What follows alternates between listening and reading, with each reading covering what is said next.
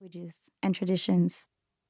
The daughters gathered in this groundbreaking international anthology span 5 centuries of the written word, containing the wisdom, memory, and DNA of oral traditions more ancient than time itself. It is an immense honor to share the words of these majestic women and masterful storytellers with you. Some of the women gathered in this volume have risked it all to write, cloistered in the nunnery, married, lived, and died in the closet. They fought in revolutions alongside male guerrillas, were jailed, harassed, murdered, forced into exile. One of them sold herself to buy paper and pencil to leave a blazing testimony of her life. An impoverished Black woman who lived in a favela, and another used a male nom de guerre to criticize the church and the patriarchy during the early part of the 19th century.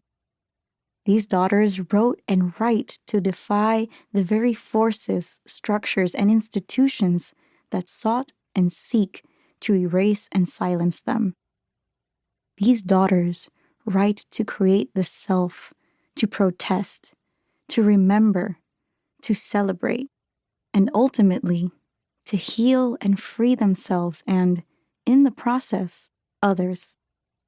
Latin America, a region in the world that has been in forever wars since the Spanish royal crown's invasion began in 1492, has fueled conversations about women's intellect, rights, suffrage, and freedom, about how to be a woman in a system that hasn't accepted them as whole human beings with the capacity to lead, study, and fulfill all their brilliant human potential.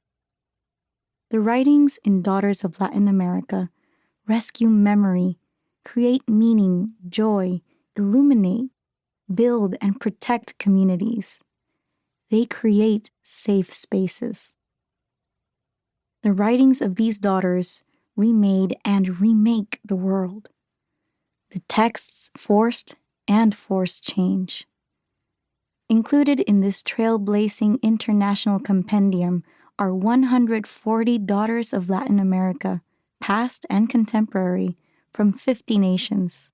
We are daughters connected to a cosmic umbilical cord that binds us to the sacred lands of our ancestors. The youngest living writer is 27 years old, the oldest, 92.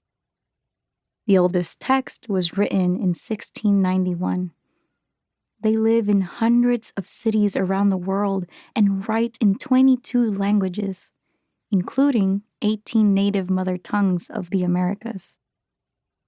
There are several MacArthur Fellows, a gaggle of New York Times best-selling authors, Pulitzer Prize winning playwrights and journalists, National Book Award winners, novelists, memoirists, poets, essayists, scholars, singer-songwriters, short story writers, a Grammy winner, a member of Congress, a Golden Lion winner, 1 Cervantes Prize winner, 3 poet laureates, and a Nobel Prize laureate.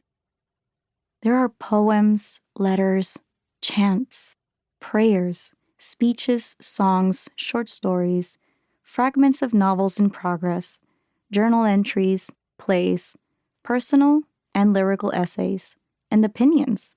Some of the women self-published chapbooks in their tiny villages, and others authored more than 40 books with major publishing houses. One contributor, Maria Sabina, did not read or write. She was a literary genius who spoke Mazatec and cured with language. She reminded us that words are medicine, and medicine is breath.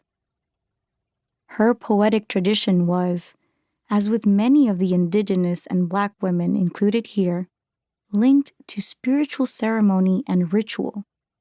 Perhaps because her literary tradition was not on paper, but oral. And perhaps because of the Eurocentric elite and male colonial gaze, Sabina's distinctive poetic voice has rarely